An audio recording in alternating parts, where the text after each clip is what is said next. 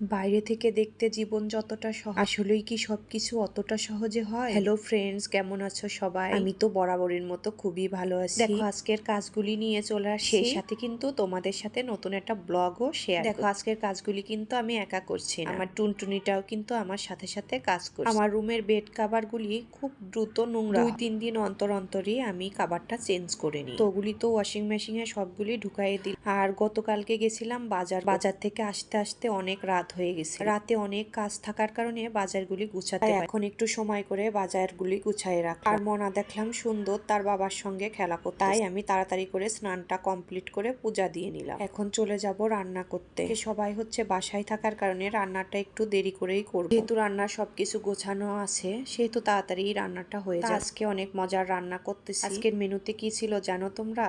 অবশ্যই একটু একটু বুঝতে পারছো। প্রথমেই হচ্ছে বেগুনগুলি ভেজে নিচ্ছি, এবারে হচ্ছে শোল মাছ ভুনা করার পালা। আজকের মাছগুলি কিন্তু আমি সব বাটা মশলা দিয়ে, মরিচটাও কিন্তু আমি পাটায় বেটে নিছি, তারপরে জিরা সব মশলাই হচ্ছে আমি পাটায় বেটে নিয়ে আজকে রান্না। বাটা মশলা দিয়ে রান্না করলে কিন্তু তরকারি খেতে অনেক বেশি মজা। শোল মাছটা হচ্ছে আমি খালি ভুনা করছি, মাছের মাথা ছিল সেগুলি হচ্ছে আমি ফুলকপি, আলু, টমেটো, মটরশুঁটি, ধনিয়া পাতা দিয়ে রান্না করি। শীতের শেষেও কিন্তু এই তরকারিগুলি খেতে অনেক বেশি মজা লাগে। তো দেখো সব রান্না আমার হয়ে গেছে। মশলা বেটে রান্না করার কারণে সারা ঘর ধরে অন্যরকম একটা ফ্লেভার ঘুরে বেড়াচ্ছে। রান্না শেষ, এবার খাবার পালা। আর তোমরা সবাই কিন্তু ভালো থাকবে, সুস্থ থাকবে।